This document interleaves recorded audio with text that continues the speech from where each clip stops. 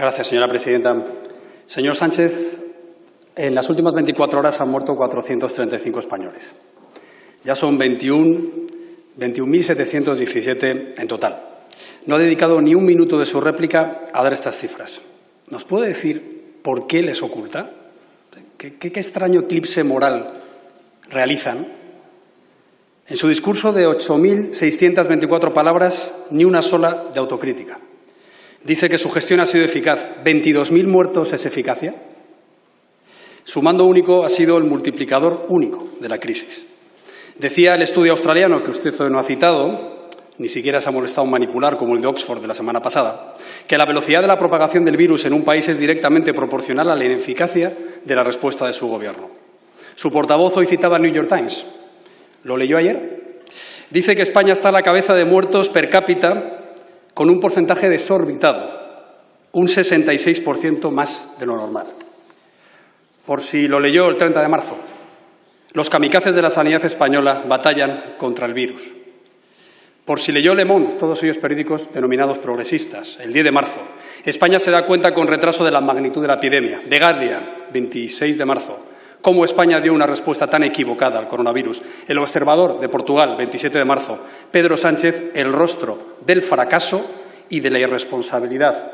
La República, Italia, 6 de abril, balance catastrófico, retraso en la reacción del Gobierno, drama de las residencias de mayores y elevadísima tasa de contagios de los sanitarios. Bloomberg, 6 de abril, la tragedia de España era predecible. Der Spiegel, 15 de abril, el Gobierno español comenzó la lucha contra el virus tarde, probablemente demasiado tarde. ¿Estos son los bulos a los que hace referencia usted? ¿O aquí no llega el BOE, señor Sánchez?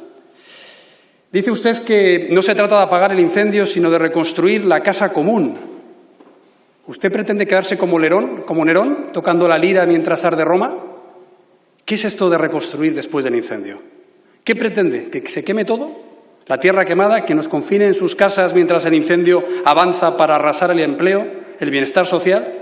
Para luego aprovechar esa reconstrucción que pide Podemos con expropiaciones, con un nuevo modelo social, laboral y económico. No baje los brazos, señor Sánchez, no se rinda. Antes de hablar de destrucción, de la reconstrucción que propone en esta mesa, no sé en qué ha quedado, deberíamos evitar la destrucción y apagar el incendio, pero no con lanzallamas, es decir, con mascarillas falsas y test fraudulentos, sino con eficacia y con competencia. Los incendios apagan en invierno, se prevén para preparar la campaña de verano, pero usted no lo hizo, y no porque la sanidad pública española no estuviera a la altura, sino porque negó las alertas, mintiendo a los españoles y exponiéndoles a un contagio, vendiéndoles tranquilidad negligentemente. ¿Por qué no hicieron caso a la carta del 7 de marzo de la Comunidad de Madrid en la que hablaba de riesgo inminente y planteaba cancelar las movilizaciones? La sanidad sí está a la altura, no hablen mal de la sanidad española. No hagan bulos respecto a los personales sanitarios. Un informe del Gobierno del 21 de febrero, ahora que hablan de que hay que reconstruir también el sistema, decía que el Foro de Davos tiene a la sanidad española en el primer puesto junto con Japón, Singapur, Hong Kong. Decía que Bloomberg decía que España era el primer país saludable del mundo, que The Lancet, la Biblia médica, nos situaba entre los 20 países mundiales con mejor sanidad y que el barómetro del Ministerio de Sanidad, el último, el del 2018, decía que la satisfacción buena o muy buena de los usuarios de la atención primaria era del 86%, de los especialistas del 88% y de las urgencias del 77%. Y decía este estudio que éramos el segundo país del mundo en erradicar la hepatitis C. Por cierto, se les olvidaba decir que era gracias a los 720 millones de euros que gestionó el Partido Popular con 130.000 afectados. Por tanto, lo que ha fallado aquí es la protección del Gobierno a los profesionales sanitarios, que son los primeros del mundo en contagios, 33.000 ya, y que han causado ya 30 bajas por culpa de la enfermedad. Yo desde aquí le pido que a esas personas que han muerto les tenga en cuenta como accidente laboral para que mejore la pensión a sus huérfanos y a sus parejas. Señor Sánchez, ha dicho también que depende de cómo vaya la pandemia habrá que dar pasos adelante y pasos detrás. Bueno, esto no es novedad, es su yenca habitual. Pero España necesita certezas y tranquilidad, no necesita bandazos e incompetencia. Abandone ya el nodo de los fines de semana. Estamos hartos de tener 5 ruedas de prensa retransmitidas por todas las televisiones a todas horas para que no digan nada, no ofrezcan ninguna solución, más que mítines. Explíquenos por qué esa empresa Interpharma, tan cercana a donde vive el señor ministro, ha recibido 17 millones de euros para comprar test falsos y que a esa empresa le ha dado la licencia 2 días después de esa compra. Explíquenos si va a pedir el rescate, tal y como ha dicho el primer ministro italiano en el Senado de Italia, y dígalo aquí, ¿qué coste va a tener? ¿O es que somos de peor condición que los senadores italianos? Díganos por qué no pagan los ERTEs, ¿ya no tiene liquidez el Tesoro Público? ¿Por qué están diciendo a empresas en secreto que adelanten el dinero de los ERTEs, como hizo Zapatero en agosto del 2010, cuando no quería admitir que estaba quebrada las arcas públicas? Esta es la Cámara en la que usted tiene que dar cuentas de cómo está la economía y dar menos soflamas.